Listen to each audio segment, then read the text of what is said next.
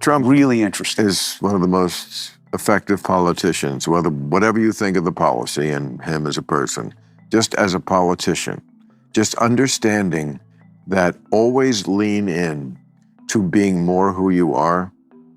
The people are not savvy about issues, but they smell a phony a mile away.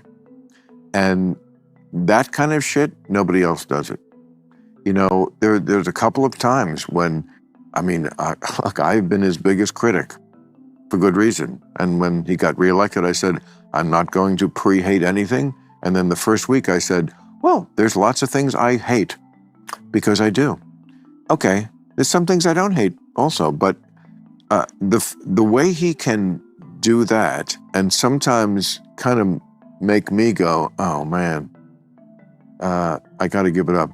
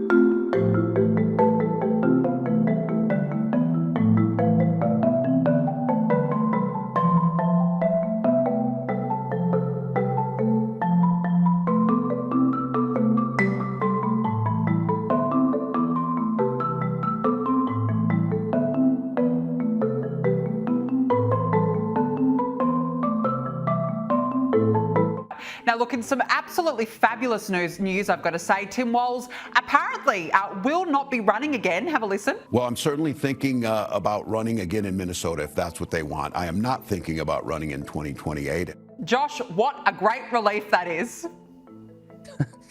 Yeah, I mean, talk about the least memorable vice presidential running mate ever. I mean, I guess right up there with Tim Kaine with Hillary Clinton in 2016. People forget that Tim Kaine even ran, frankly, for vice president. I mean, Tampon Tim Walz did not exactly make a smoking name for himself on the national stage. I mean, people to this day will remember Tim Walz still properly and rightfully as the man who set the George Floyd riots on a national conflagration. He could have contained that. He could have nipped that in the bud there. Instead, he and his left-wing spouse and all the left-wingers there in the government in Minneapolis and St. Paul, they let the fire spread. They were tacitly and in some ways not so tacitly encouraging the riots to spread. And ultimately, we saw billions and billions of dollars in property damage from left-wing vandals and arsonists and generally just anarchists there in this 2020 horrific summer. So Tim Walz's legacy is terrible. I'm sure that he's frankly not going to be successful if he runs again in Minnesota. I think the voters even there in that center-left state probably had too much of him there. Where the Democratic Party goes from here, I frankly have no idea. I'm just very happy it's not my problem, but I do feel pretty confident saying that Tim Walz is not the future. He's not the past either, by the way. He's not the past. He's not the president. He's definitely not the future. No, but he was completely invisible in the past, let's be realistic. So thank goodness he's established he won't run again. But look, part of that interview, and I found this particularly interesting, he was asked about Joe Biden's decline. And I thought that his answer was very telling. This is what he said. Don't you think your party needs to acknowledge that President Biden was not up for the job of running for re-election and that this was a major mistake by the He made that decision. I know, but you all went along with the idea that he was up for it, and he wasn't. And everybody saw it, and the country rejected it. Yeah, well, look, history will tell us to go back on that. That very well could be the case, Jake. What I'm concerned about is learning from those lessons. I would hope we would never do it again, make a mistake. Josh, learning from those lessons, history will look back on that. I personally took that as an admission. They did know all along that Joe Biden had declined. How do you read that? I read it the exact same way you read it. So this is actually my first time seeing this interview with Jake Tapper. That's pretty astounding stuff, frankly, from Tim Walz there. That is really kind of jaw-dropping stuff that he would basically admit this on national television. It's not really admitting a whole lot because we basically all knew this. But for the guy who was actually, God forbid, who could have been the vice president of the United States to actually go ahead and say that to a very friendly leftist center commentator, in this case, Jake Tapper, that's no small news. The Democratic Party likes to take the moral high ground. They think of themselves as being the morally superior statesmen, the morally superior elected officials, the morally superior human beings in general here in the United States there.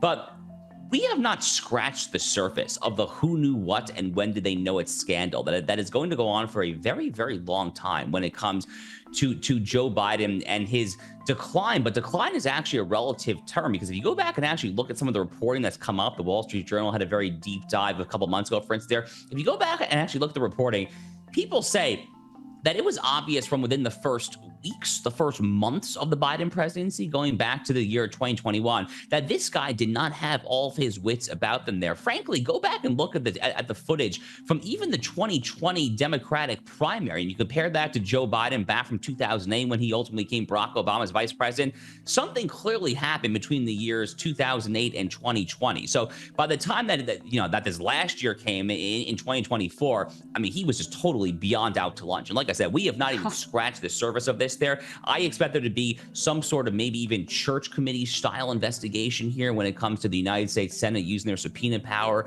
I want to see we should not spare anything when it comes to trying to root out what the Biden family knew. When did they know it? Who was making these decisions there? Who was he actually signing the pardons? I mean, these are all very, very, very real questions. And I think the American people want answers. Frankly, they actually really deserve those answers too. Well,